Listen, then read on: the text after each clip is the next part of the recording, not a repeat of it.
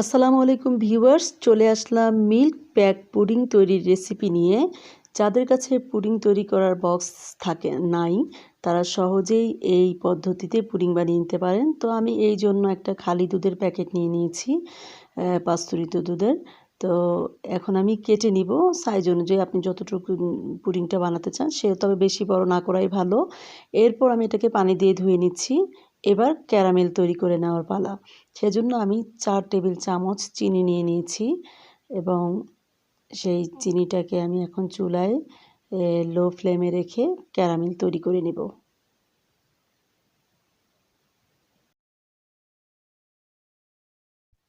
এক টেবিল চামচ পানি দিয়ে দিচ্ছি।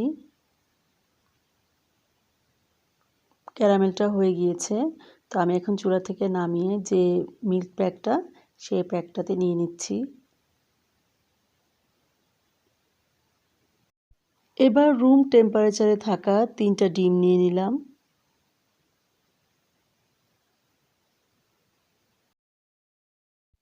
চার টেবিল চামচ চিনি দিয়ে দিচ্ছি।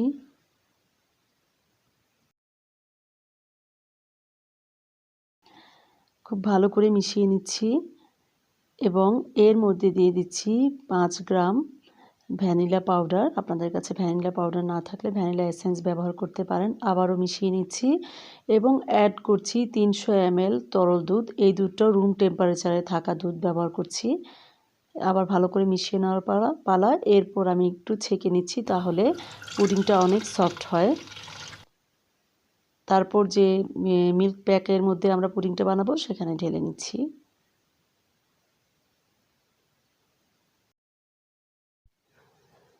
তো এবার একটা প্লাস্টিক দিয়ে আমি এটাকে ঢেকে দিচ্ছি। তো এর পরিবর্তে আপনারা পলিথিন অথবা ফয়েল পেপার দিয়েও ঢেকে দিতে পারেন। তারপর একটা রাবার ব্যান্ড দিয়ে দিচ্ছি।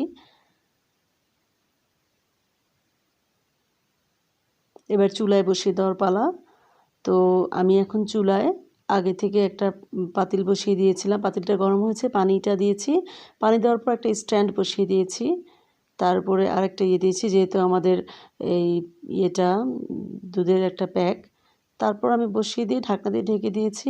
এবার আমি মিডিয়াম ফ্লেমে 25 থেকে 30 মিনিটের মতো রান্না করে নেব।